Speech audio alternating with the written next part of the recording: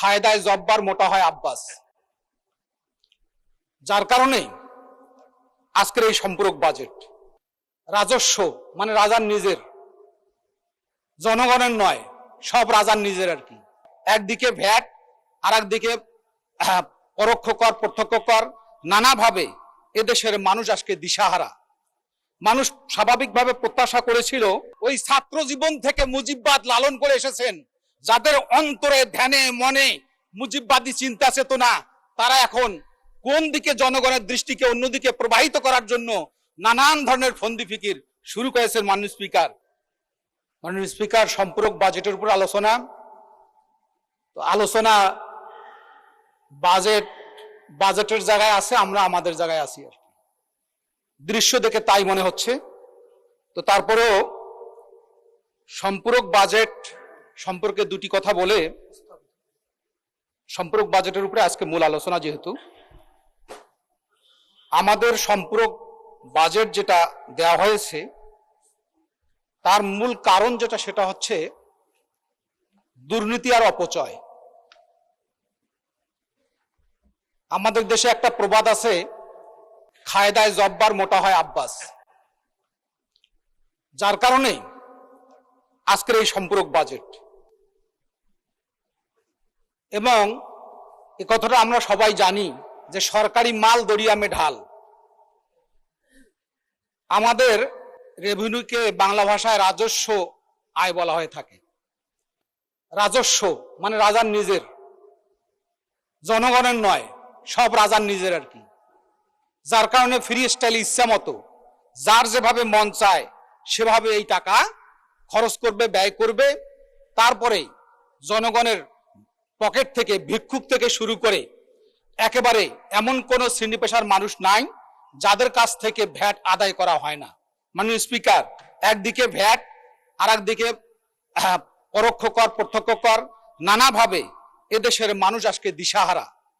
মানুষ স্বাভাবিকভাবে প্রত্যাশা করেছিল যে নতুন সরকার ক্ষমতা আসার পর এদেশের মানুষ একটা নতুন সম্ভাবনার দিক তাদের সামনে উন্মোচিত হবে। তারা লক্ষ্য করবে যে আমাদের দুর্দিন হয়তো বা দূর হবে। কিন্তু গত পরশুদিন আমি আমার গ্রামে গিয়েছিলাম। দৃশ্য দেখে মনে হয়, তাদের কথার আলোকে মনে হয়েছে আমার কাছে সেই বিশ্বকবি রবীন্দ্রনাথ ঠাকুরের একটা কবিতার লাইন মনে পড়ে গিয়েছিল। তখন সরকারের দুরবস্থা দেখে, বিভিন্নখানে অব্যবস্থাপনা দেখে, এমন কোনো অফিস আদালত নাই, এমন কোনো আর্থিক প্রতিষ্ঠান নাই, এমন কোনো সেক্টর নাই। একদিকে ফ্যাসিস্ট আমলে যেরকম ভাবে চুরমার করে দেওয়া হয়েছে, মাটির সাথে মিশিয়ে দেওয়া হয়েছে, সেখান থেকে উঠে আসার জন্য যে পরিকল্পনা, যে সুচিন্তা, সেই দৃশ্য আজকে আমরা দেখতে পাচ্ছি না। ফলে জনগণ মনে করে যে সরকারের অবস্থা এরকম যে নদী হারায় স্রোত চলিতে না পারে, সহস্র শৈবাল দাম বাঁধে আসি তারে। সরকার এখন কি করতেছে, যে দেখা যাচ্ছে যে সারা দেশে এত অপকর্ম প্রতিনিয়ত হয়, শিবিরের একজন কে কোথায় কি সামান্য কিছু হয়েছে সেটা তিলকে তাল করে কিভাবে জাতিকে বিভ্রান্ত করা যায় সেই অপচেষ্টা চলছে। মাননীয় স্পিকার, শুধু তাই নয়, আজকে যারা ওই ছাত্র জীবন থেকে মুজিববাদ লালন করে এসেছেন, যাদের অন্তরে ধ্যানে মনে মুজিববাদী চিন্তা চেতনা, তারা এখন কোন দিকে জনগণের দৃষ্টিকে অন্যদিকে প্রবাহিত করার জন্য নানান ধরনের ফন্দি ফিকির শুরু করেছেন মাননীয় স্পিকার। এজন্য আজকে আমরা সবাই জানি যে সিএজি রিপোর্ট অনুযায়ী প্রতি বছর যে অডিট প্রতিবেদন দেওয়া হয়, সেই প্রতিবেদন আলোকে এই সমস্ত রিপোর্ট কখনো বাস্তবায়ন হয় না, আলোর মুখ দেখে না। কারণ অন্যায় করো, লুটপাট করো, ধান্দাবাজি করো, লুটেপুটে খাও, কোনো সমস্যা নাই। মাননীয় স্পিকার, শুধু তাই নয়, জাতিসংঘের রিপোর্ট অনুযায়ী মেগা প্রকল্পগুলোতে প্রতি বছর 14 থেকে 24 মিলিয়ন ডলার অপচয় হয়।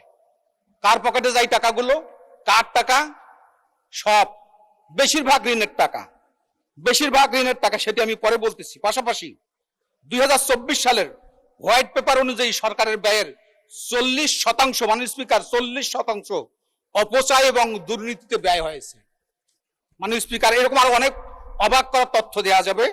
মাননীয় স্পিকার, আজকে ট্রেজারি বেঞ্চের সম্মানিত সদস্যবৃন্দ হাততালি দিচ্ছেন, আহা বেশ বেশ বেশ স্লোগান দিচ্ছেন।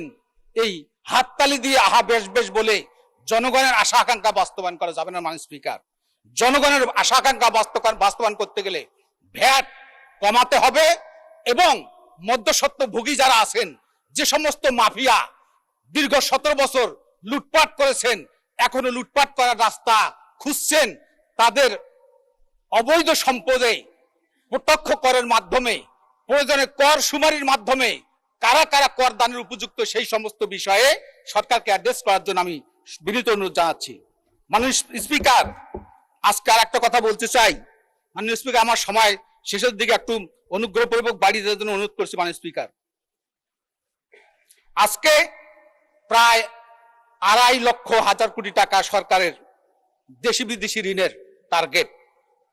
অপরদিকে এই ঋণের সুদ সরকার যদি পরিশোধ করে তাহলে সরকারকে 1,27,500 কোটি টাকা বছরে ঋণ সুদ পরিশোধ করতে হবে। মাননীয় স্পিকার, যেটা সরকার একটা বাধ্যতামূলক ব্যয়।